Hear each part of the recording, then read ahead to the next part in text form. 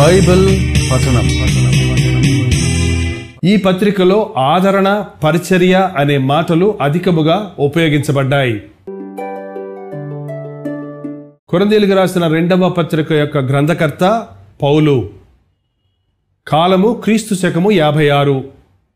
ముఖ్యాంశము పౌలు పరిచర్యను కాపాడుకొనుట. అధ్యాయములు 13, వచనములు 257.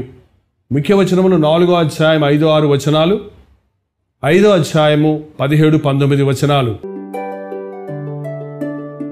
మొదటి పత్రికను పౌలు కొరింథీకి రాసిన తరువాత కొందరు దుర్బోధకులు యెరూషలేము నుండి వచ్చి పౌలుకు వ్యతిరేకముగా దుష్ప్రచారము చేసిరి. పౌలు గర్వి, వదరుబోతు, శరీరమునకు బలహీనుడు, అతని ప్రసంగములు కొరగానివి, అసలు పౌలు అపోస్తలుడే కాదు అని పౌలును గురించి చెడుగా ప్రచారము చేయుచుండిరి. ఈ లోపమును సరిచేయుటకు పౌలు తీతును కొరింథీకి పంపియున్నాడు. కొరింథీలో అత్యధికులు వాస్తవాన్ని గుర్తించి పశ్చాత్తాపడి పౌలు యొక్క పిలుపును, పరిచర్యను గ్రహించారని, ఆ మంచి సమాచారాన్ని తీతు పౌలు యొద్దకు తీసుకుని వచ్చినప్పుడు ఆ విషయాన్ని విని సంతోషించిన పౌలు ఈ 2వ పత్రికను కొరింథీకి రాసి ఉన్నాడు. ఈ పత్రికలో పౌలు ఎక్కువగా స్వీయ చరిత్రను రాసి ఉన్నాడు. ఇతర పత్రికలలో కనబడినటువంటి విషయములు ఎన్నో ఈ పత్రికలో వ్రాసి ఉన్నాడు. దమస్కులో గంప ద్వారా దింపబడుట, 3వ ఆకాశమునకు కొనిపోబడుట, అతని శరీరములో ఒక ముల్లుండుట, వివిధ రకములైన కష్టములను, శ్రమలను పడుట అన్న ఈ విషయాలు ఈ పత్రికలో వివరంగా తెలియచేసి ఉన్నాడు.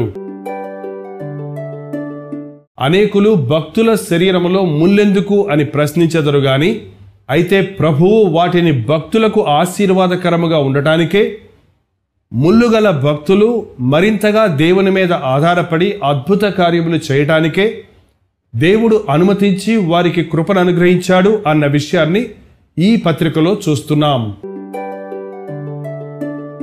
ఈ పత్రికలో క్రైస్తవ దాతృత్వాన్ని గురించి 8-9 అధ్యాయాల్లో ముఖ్యంగా చక్కగా వివరించబడి ఉండటం గమనించగలం.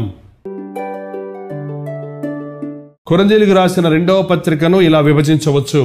1-2 అధ్యాయములు పౌలు స్వీయ సాక్ష్యము, 3-7 వరకు ఉన్న అధ్యాయములు క్రీస్తు పరిచర్యలోని మహిమ, 8-9 అధ్యాయాలు కానుకలిచ్చుటలో ఉన్న ఆశీర్వాదము, 10-13 వరకు ఉన్న అధ్యాయాలు క్రీస్తు పరిచర్యలో ఉన్న కష్టనష్టాలు.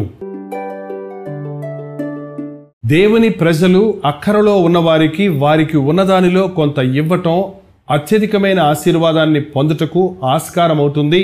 పేదలకు ఇచ్చుట ద్వారా దేవునికి అప్పించినట్లుగా అత్యధికమైన ఆశీర్వాదములు పరము నుండి పొందుదము అన్న విషయాలు ఈ పత్రికలో గమనించగలం.